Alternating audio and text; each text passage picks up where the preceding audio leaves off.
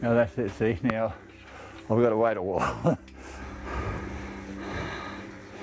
After 40 years mining coal underground, 75-year-old George McCrone is dying. Yeah, that's it.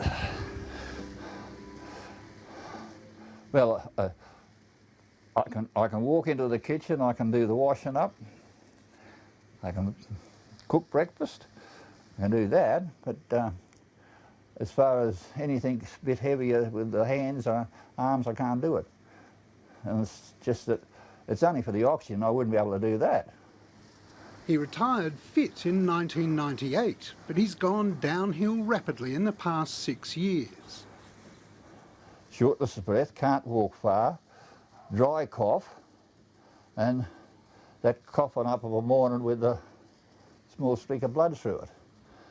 George believes he may have black lung, a disease caused by long-term exposure to coal dust.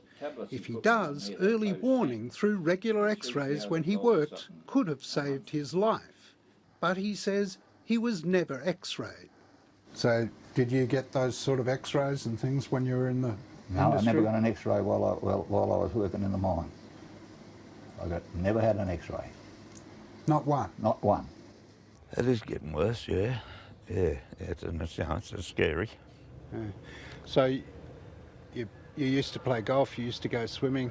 Yeah, all the stuff that was fun. Yeah, so, it's all gone. So I'm just waiting. Keith Stoddart also has mined coal for decades, and he did have x-rays, but they can't be found. Where the bloody hell are these x-rays, you know? Get them all and get these fucking things read. I don't know. I get cranky and cranky. I try not to even think too much about it. The more I think about it, the crankier I get.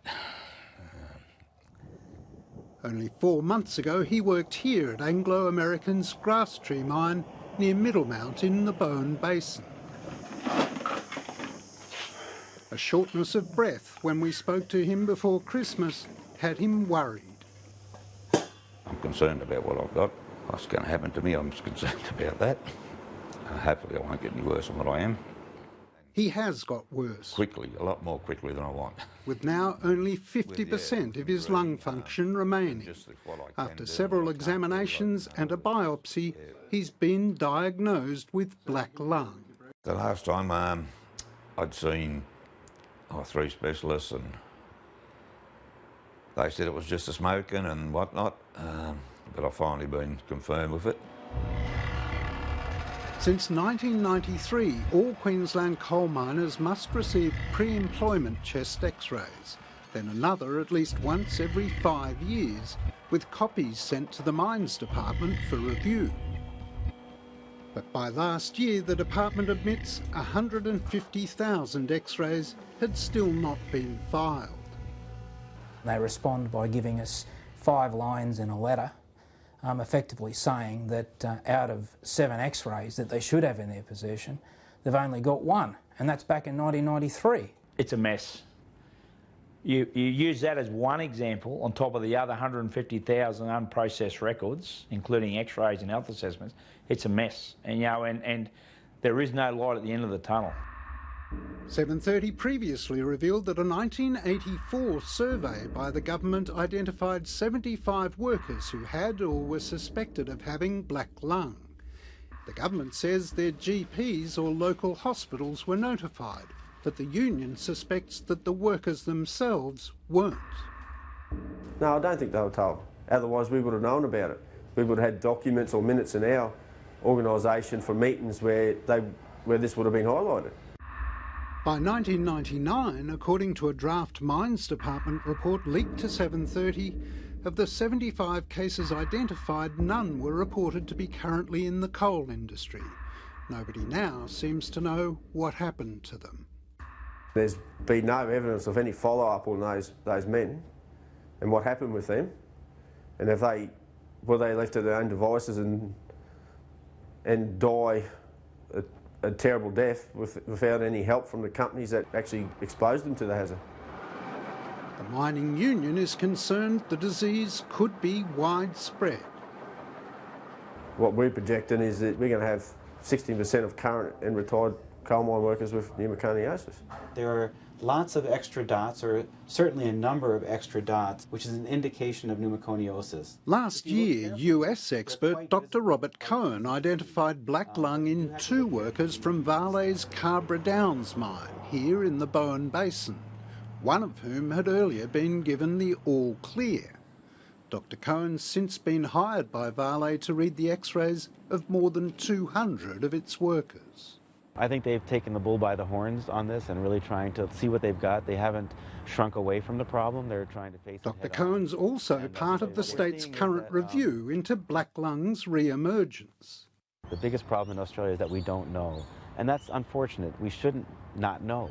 We should have surveillance. It should be in place, and then we should know whether we have a problem or not. In 2002, yeah, there's minutes there to say that we didn't have enough specialised people to read the x-rays. And that come from the department. What's been done with after that? Nothing. Currently, 265 doctors have been nominated by Queensland coal companies to supervise health checks for their miners. But there are concerns that local radiologists don't have the expertise to find black lung. It's been supposedly eradicated for 30 years, but it hasn't been eradicated at all. It's been hidden, covered up. We haven't got the people qualified to do it.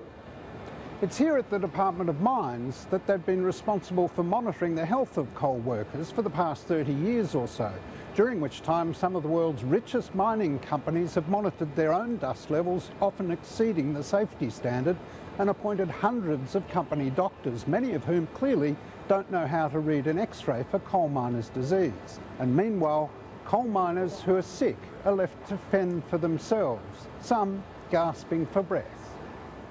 Well, nearly all the old contractors that I here, they're all dead and gone. And they all had that cough, cough, cough. There must be hundreds and hundreds and hundreds of miners out that have been retired, and possibly even the ones that are still working. And it's a great job, and most miners love it and want to keep working.